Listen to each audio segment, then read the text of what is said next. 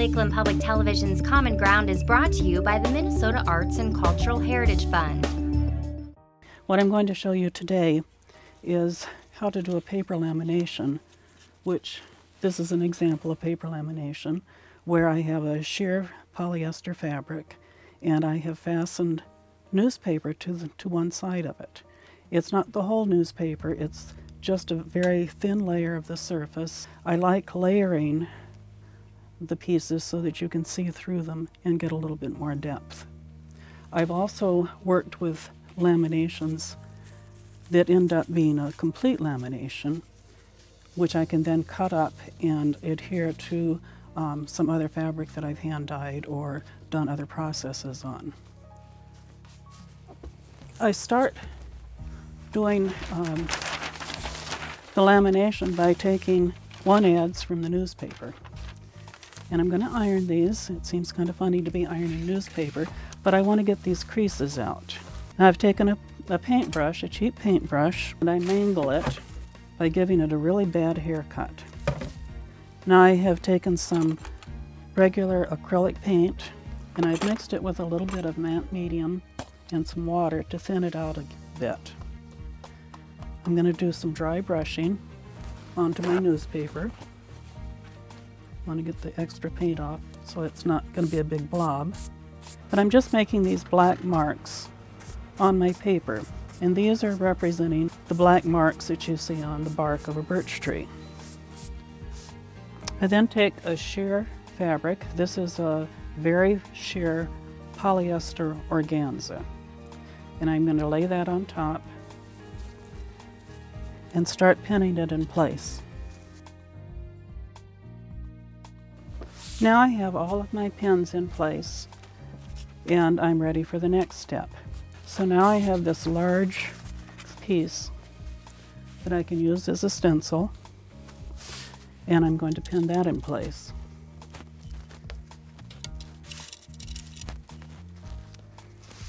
I don't need to pin it quite as much as I pinned when I was pinning the fabric down. This stencil is going to act as my silk screen. So what I'm going to do is pour matte medium along the bottom here. If I were using a wooden silk screen, I would have a little area down at the bottom where I could put the matte medium, but here I'm just going to spread it. I have an area that doesn't have any design in it. And then I'm going to start scraping the medium up toward the other end of the fabric.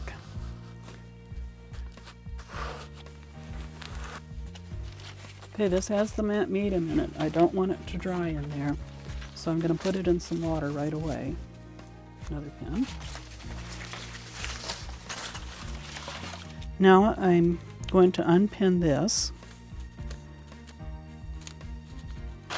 But what I need to do now is heat set this. So I'm going to take some kitchen parchment, and I need to iron this piece.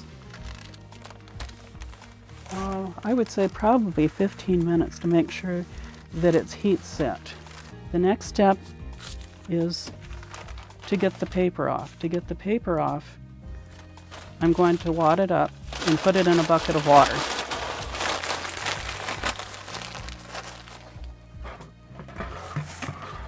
And that will need to soak for about 10 minutes. Now this has been soaking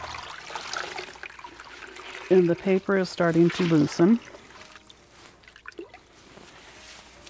So I'm going to lay this down on top of the plastic and start removing the paper.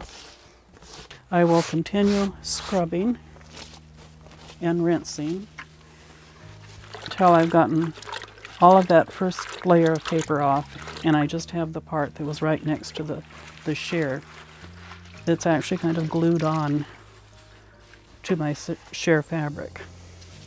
My final step in the nice months is to take this out to my clothesline and spray it with a hose to get all of these little pieces of paper removed from it. But you can see how you're starting to see the birch trees. Lamination has dried. I want to put some grass idea down at the bottom. So I'm going to lay this out.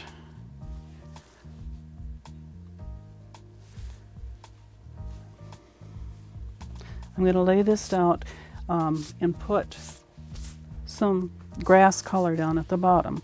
For my grass color,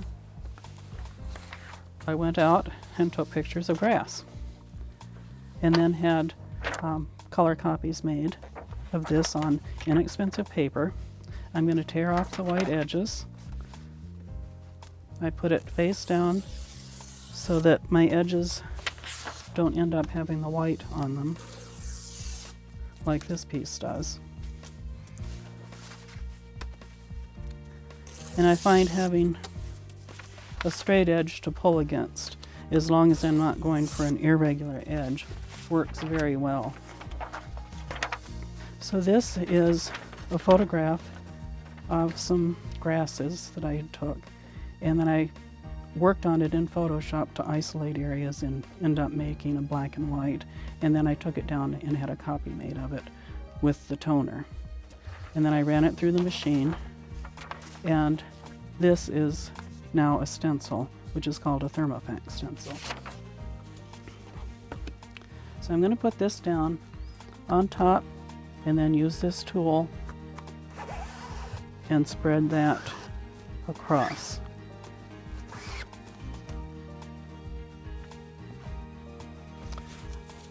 Okay, here's the piece after the grass paper has been scrubbed away. So you have a hint of green down at the bottom that gives you the idea that that's the ground. Next, I want to add some fine twigs to it.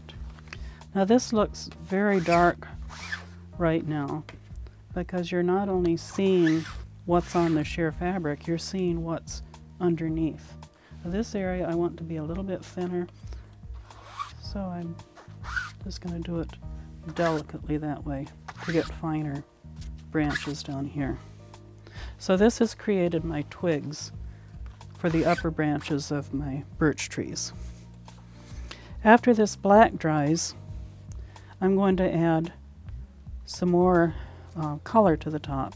I'm going for summer, so I'm going to be using some brighter greens. This is kind of my medium green, which is going to be the base color. And I'll use this regular screen, silk screen squeegee.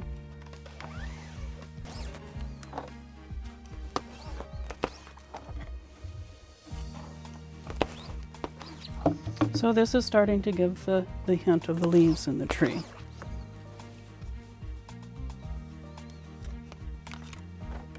Next, I'm going to take a sponge, a sea sponge, because it'll give me nice texture. I'm going to use the same color and just start bouncing it around.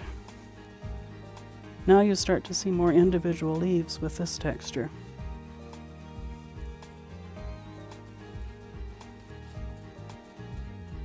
But I'm still using my base green.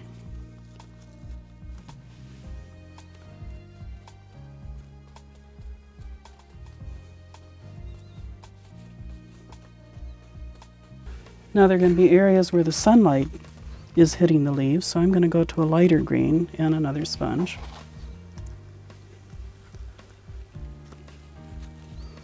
Got to find an area of the sponge that doesn't have great big blobs on it. And I'm going to be adding a little bit of the lighter green for where the sunlight is starting to hit the leaves.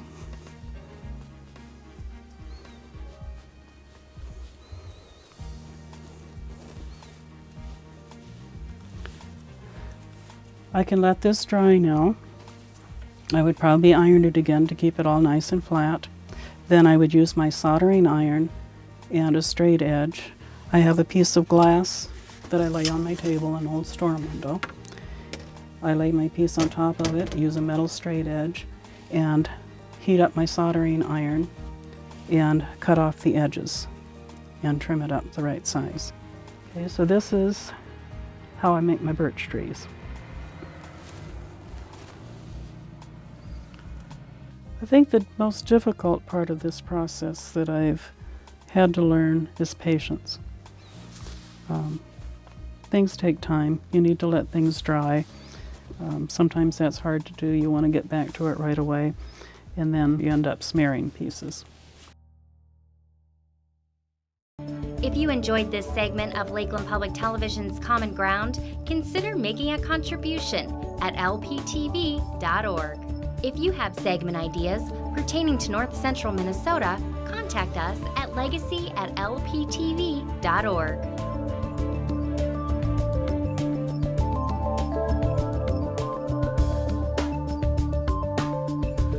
Common Ground is funded by the Minnesota Arts and Cultural Heritage Fund by the vote of the people on November 4th, 2008.